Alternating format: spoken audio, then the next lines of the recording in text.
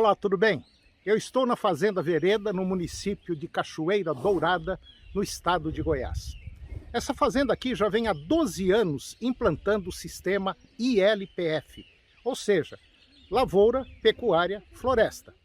E os resultados que essa fazenda vem obtendo são simplesmente fantásticos. Aqui uma coisa complementa a outra. Entra a soja num ano, sai a soja, entra milho, milho com capim. Ele já tem aqui o eucalipto plantado, que é uma excelente fonte de renda. E por cima de tudo isso, ele tem ainda a pecuária. Ele compra animais comuns, animais cruzados aqui na região, compra aí na faixa de 10 a 12 meses, e esses animais ficam no máximo um ano, e são terminados todos em confinamento. E o resultado que se vê aqui são simplesmente fantásticos. Esses garrotes, comprados pelo proprietário, ficam apenas um ano na fazenda e saem boi gordo com aproximadamente 22 arrobas, lá por volta de 22, 23 meses. Esse é o fantástico mundo da ILPF, que vem dando um resultado excelente na Fazenda Boa Vereda. Eu vou conversar com o Abílio. O Abílio é o proprietário aqui da Fazenda Boa Vereda. E o Abílio, como nós já dissemos, vem fazendo um trabalho fantástico aqui na fazenda, que é a integração lavoura, pecuária e floresta. E os resultados que o Abílio vem obtendo são excelentes, principalmente quando a gente fala de pecuária. É isso mesmo, Abílio? Bem, Toninho, com esses 12 anos que nós estamos trabalhando com esse sistema integrado de produção, que é o ILPF, Integração Lavoura, Pecuária e Floresta, a cada ano a gente fica mais entusiasmado, mais motivado e mais convencido dos benefícios de adotar esse sistema integrado de produção agropecuária, que é o ILPF. Nessa área que nós estamos aqui agora, essa área já foi milho. E milho plantado com capim. Colheu o milho, uma baita de uma produtividade muito boa, ficou o pasto. E aqui hoje, nesses 30 hectares, nós temos 90 garrotes. Uma média de 3 animais por hectare, é isso? Quanto você produziu de milho aqui? Exatamente, Toninho. Aqui quando nós implantamos, nós colocamos milho com braquiária, colhemos o milho, a expectativa era de 150 a 200 sacos por hectare, alcançamos 180, certo? E colocamos aqui 90 animais com média de 300 quilos. Esses animais vêm sendo suplementados a pasto, comendo aí 0,1% do peso vivo e ganhando na seca 500 gramas por dia.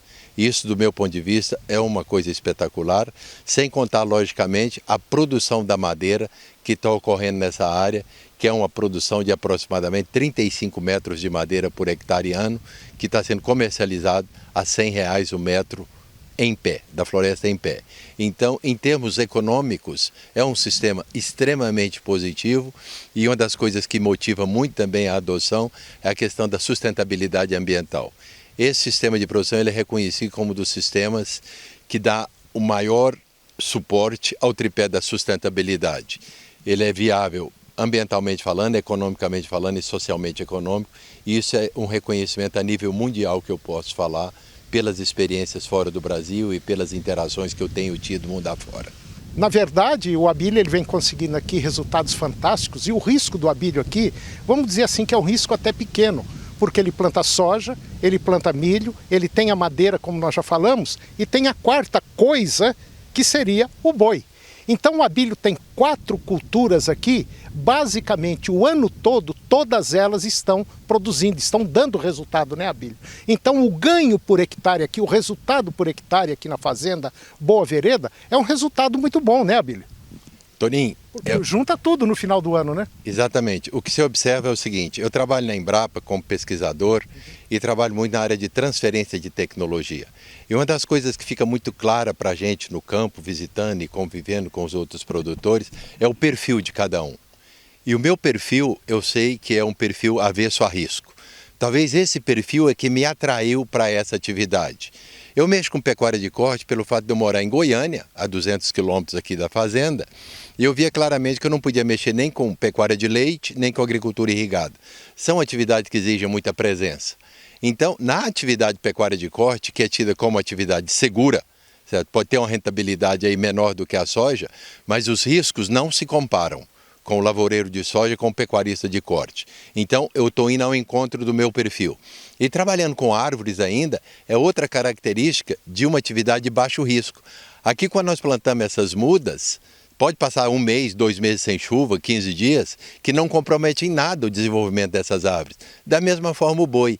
Então, é um sistema de produção altamente sustentável e também muito apropriado para aqueles perfis como o meu, de pessoas avessas ao risco. Então eu trabalho com 2 atividades que a característica marcante dentre várias são aquelas atividades de baixo risco e de alta rentabilidade. Isso é muito importante.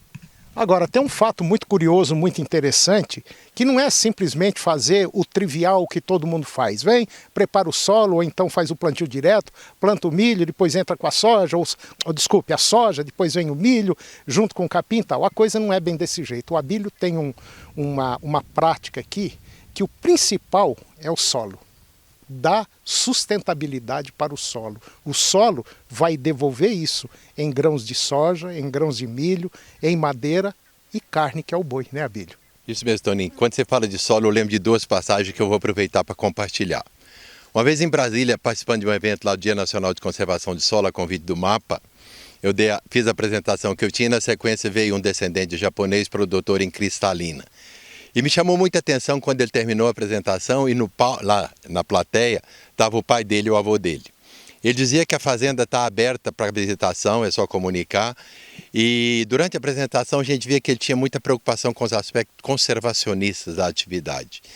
E aí quando ele falou que a fazenda produzia boi, soja, milho, trigo, diversas coisas, mas que se chegasse lá e perguntasse para o avô dele, que era japonês legítimo mesmo, com mais de 80 anos, o que a fazenda produz, o avô dele iria responder: a fazenda produz ambientes produtivos. Valeu a pena eu ter ido lá. Porque se você trabalha no campo com essa visão de produzir ambientes produtivos, você produz o que você quiser lá dentro. Essa é uma visão muito importante quando você trabalha no campo. E a última foi recente, quando eu vi uma definição de solos, que eu achei também muito boa e que eu compartilho e que eu concordo plenamente. Solo, que nós cuidamos tão bem aqui nessa fazenda, pela definição que eu vi, é uma fina camada de terra que reveste todo o planeta Terra e que nos separa da fome. Isso aí é uma definição clara que mostra o quão importante é o solo. Bom, então resumindo tudo isso que o Abílio falou, eu tenho certeza absoluta, sem medo de errar, qualquer fazenda é produtiva. Agora, na minha visão, e acho que na visão do Abílio também, essa empresa, essa fazenda aqui, ela não pode ter apenas uma atividade. Hoje nós devemos ter mais atividades dentro da própria propriedade, da mesma propriedade, sem uma prejudicar a outra. Muito pelo contrário, uma ajudando a outra. É o caso aqui da fazenda. Quando chega no fim do ano, você junta o que a soja deu, o que o milho deu, o que a madeira deu com o que o boi deu, o resultado por hectare é altamente positivo. E é assim que eu acho, na minha visão, que nós temos que pensar, né, Abílio? Exatamente, Toninho. Engraçado quando você põe na prática, né, o que você vê na literatura como pesquisador, que você tem que estudar e está sempre lendo, é que isso é muito importante para o produtor. Você trabalha com um sistema diversificado, então o ambiente é todo diversificado e você diversifica as fontes de renda. Antigamente na fazenda eu só via dinheiro quando eu vendia boi, que é mais demorado. Agora hoje tenho 2 fontes de renda, madeira e boi. E isso é extremamente positivo para a sua atividade agrícola. Você diversifica suas fontes de renda. Você não põe seus ovos numa cesta só. E isso faz uma diferença muito grande para a atividade no campo. Madeira e boi e, como consequência, o milho e a soja. Exatamente, o milho e a soja, eles fazem parte da implantação do sistema. A grande contribuição da cultura de grãos pela qual você passa na implantação do sistema é que eles pagam totalmente o custo de implantação do sistema. Então você sai de um pasto degradado, entra na implantação do sistema e o cultivo agrícola, os 2 cultivos que você faz para dar um tempo para a árvore crescer e não ser danificada pelos animais, eles pagam totalmente a conta de implantação do sistema e ainda dá um lucrozinho marginal muito interessante.